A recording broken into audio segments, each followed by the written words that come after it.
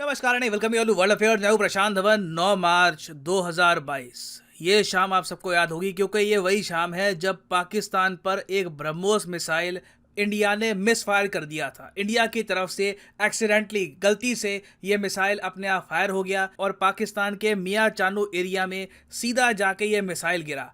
Thankfully इस missile पर कोई वॉरहेड था नहीं, मगर फिर भी कुछ प्रॉपर्टी का लॉस हुआ पाकिस्तान में। मगर सबसे ज़्यादा मैं कहूँगा थैंकफुल बात यह है कि किसी इनोसेंट आदमी की जान नहीं गई। और एक इंटरेस्टिंग बात वैसे मैं आपको ये बताऊं, मियां चानू पाकिस्तान का वही एरिया है जहां से अरशद नदीम आते हैं। आपको याद होगा जैवलिन थ्रो में इन्होंने कम्पीट किया था नीरज चोपड़ा के अगेंस्ट। तो मियां चानू देखिए पाकिस्तान का काफी न्यूज में रहता है फॉर वेरियस रीजंस, मगर इंडिया ने फाइनली यहाँ पर यह डिसाइड किया है कि जो इंडियन एयरफोर्स के ऑफिसर्स ड्यूटी पे थे जब ये इंडिया का ब्रह्मोस मिसाइल मिसफायर कर गया, गलती से पाकिस्तान को जाके लगा, इन लोगों को फायर कर दिया जाएगा। सस्पेंड नहीं कर रहे हम, कि सस्पेंड तो होता है कि कुछ महीनों के लिए आप नौकरी पे नहीं आओगे फिर वापस नौकरी पे आ सकते हो। इनको ऑल टुगेदर फायर किया जा रहा है। 3 ऑफिसर्स को इंडिया ने निकाला है नौकरी से, क्योंकि एक एग्जाम्पल सेट करना बहुत ही इंपॉर्टेंट है। हम लोग एज ए कंट्री बिल्कुल नहीं चाहेंगे कि ऐसा कोई इंसिडेंट फिर से हो जाए। तो इस वीडियो में हम डिस्कस करेंगे कि रिसेंटली इंडिया ने क्या चेंजेस किए हैं ब्रह्मोस मिसाइल की मेंटेनेंस को लेकर, इसके स्टैंडर्ड ऑपरेटिंग प्रोसीजर्स को लेकर। और कल को अगर मान लीजिए हाइपोथेटिकली स्पीकिंग अगर मान के हम चले पाकिस्तान से भी कोई गलती से मिसाइल अगर इंडिया की तरफ बढ़ता तो उस केस में इंडिया का रिस्पांस क्या होना चाहिए, यह भी हम जानेंगे इस वीडियो में। So a lot to know, a lot to discuss as always. But before we begin, आगे बढ़ने से पहले आपसे क्वेश्चन पूछूंगा।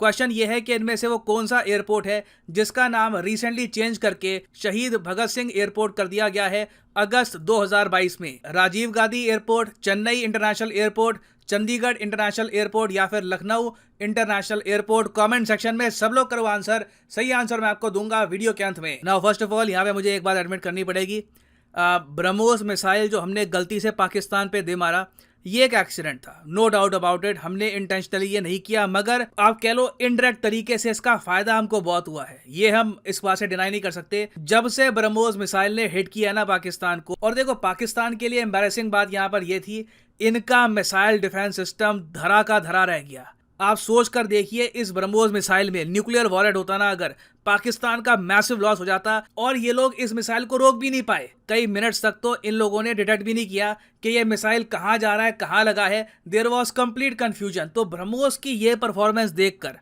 कई कंट्रीज हैं ये काफ़ी इंटरेस्टेड हो गए हैं ब्रह्मोस मिसाइल में। हमने रिसेंटली देखा है कि Brazil, Chile, Argentina, even South Africa, Egypt, ये सब कंट्रीज बहुत ज़्यादा इंटरेस्टेड है आज के समय ब्रह्मोस मिसाइल में। हाँ, मैं ये कहूँगा कि जो हमने फिलीपींस को रिसेंटली ब्रह्मोस मिसाइल बेचा है $375 मिलियन में, ये पाकिस्तान के इंसिडेंट से पहले हुआ था। ये डील उससे पहले ही फाइनल हो गई थी। फिलीपींस इंडिया का ब्रह्मोस परचेज कर रहा है, तब तक इंटरेस्ट खास था नहीं।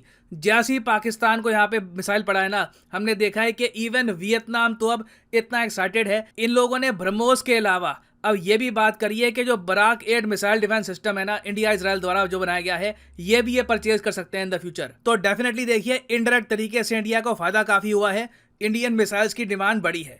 मगर हम इस पर्टिकुलर इंसिडेंट की बात करें, अगर 9 मार्च के इंसिडेंट की बात करें, तो ये एक बहुत ही बड़ा डिजास्टर भी हो सकता था रीजन के लिए। अगर पाकिस्तान वापस रिटेलिएट करता, हम पे मिसाइल मारता, हम वापस जवाब देते, सिचुएशन कहीं भी जा सकती थी। तो ये सब देखते हुए जो कोर्ट ऑफ इंक्वायरी हो रही थी इस इंसिडेंट पर, ब्रह्मोस मिसाइल की मिसफायरिंग पर, इसके निष्कर्ष में निर्णय ये लिया गया कि 3 आईएएफ ऑफिसर जो यहाँ पर ऑन ड्यूटी थे इनको फायर कर दिया जाएगा। उसके अलावा देखिए ये भी बात करी गई है कि स्टैंडर्ड ऑपरेटिंग प्रोसीजर जो है ब्रह्मोस के, इनको और इम्प्रूव करना होगा। देखो पहली बात तो यहाँ पे आप जान लो हुआ क्या था, इसकी कुछ हमको इंडिकेशन मिली है। ऐसा नहीं था कि जो ब्रह्मोस हमने फायर किया ना पाकिस्तान में एक्सीडेंटली, ये हमने रेडी कर रखे थे कि कभी भी फायर करने हैं, नहीं। ये जो मिसाइल्स थे ये स्टोरेज में पड़े हुए थे। स्टोरेज में भी काफ़ी बार आप देखोगे इस तरीके से मिसाइल्स को रखा जाता है। यहाँ पे कोई वॉरहेड माउंटेड नहीं है, मतलब कि यहाँ पे कोई कन्वेंशनल न्यूक्लियर वॉरहेड आपको नहीं मिलेगा, काफ़ी हद तक खाली मिसाइल है। तो यूजुअली जब आप ऐसे मिसाइल्स को स्टोर भी करते हो ओपनली, तब इनके स्टैंडर्ड ऑपरेटिंग प्रोसीजर होते हैं जिनको आपको फॉलो करना होगा, नहीं तो अगर गलती हो गई तो ये मिसाइल कहीं भी जा सकता है।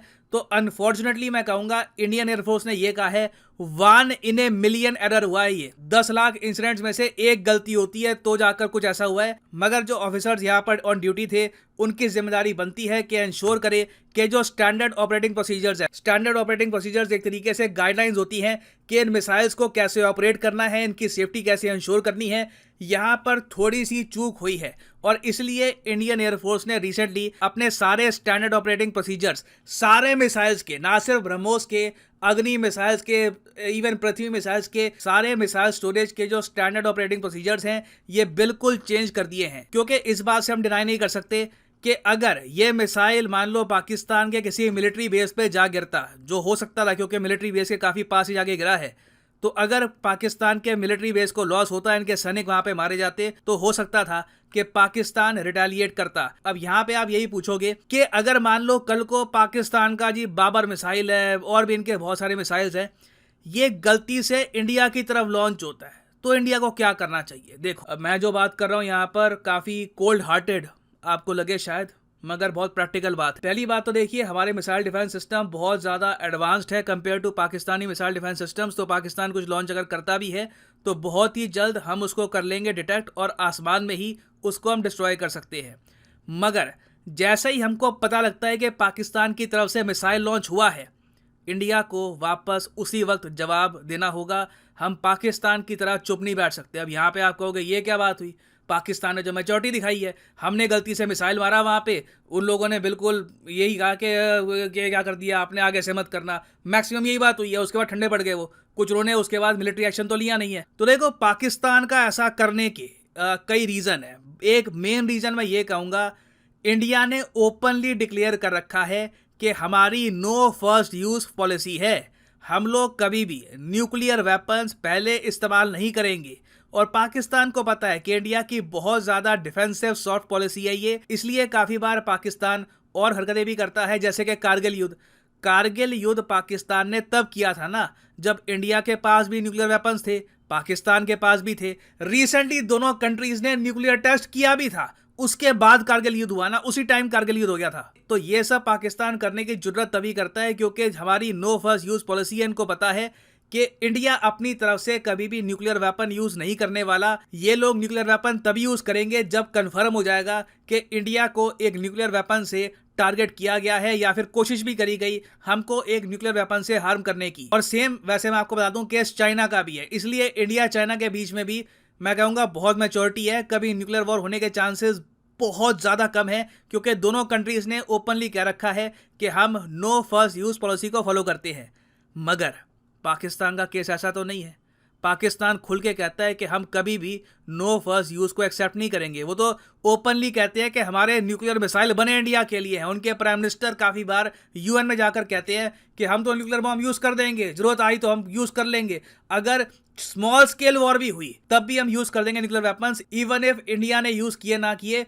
तो ये सब बातें पाकिस्तान कह चुका है। तो पाकिस्तान का जो पोस्चर है ये अल्ट्रा अग्रेसिव है और इन दी एंड देखिए हमको यहाँ पर फोकस करना होगा पाकिस्तान की न्यूक्लियर डॉक्ट्रिन पर। इनके प्राइम मिनिस्टर्स क्या कह चुके हैं, इनके आर्मी के ऑफिसर्स क्या कह चुके हैं, इन सब की स्टेटमेंट को देखकर इंडिया रिस्क नहीं ले सकता।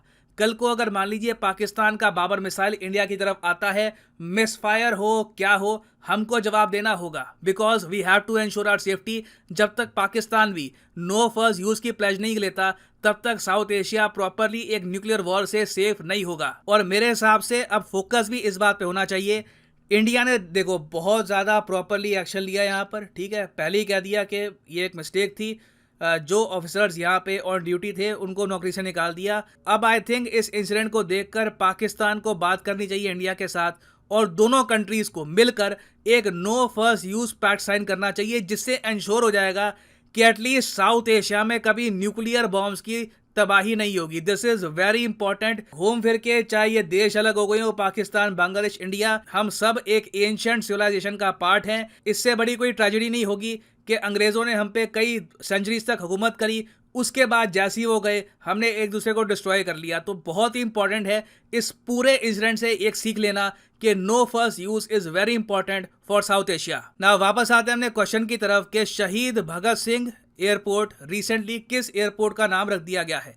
तो सही उत्तर यहाँ पे है ऑप्शन सी, चंडीगढ़ एयरपोर्ट। यहाँ पर आप देख पाओगे, इस पर आपको आर्टिकल भी दिखेगा कि पंजाब हरियाणा की जो सरकारें हैं इन्होंने आपस में इस बात पर एग्रीमेंट कर लिया है कि बिल्कुल चंडीगढ़ एयरपोर्ट का नाम चेंज करके शहीद भगत सिंह एयरपोर्ट किया जाएगा।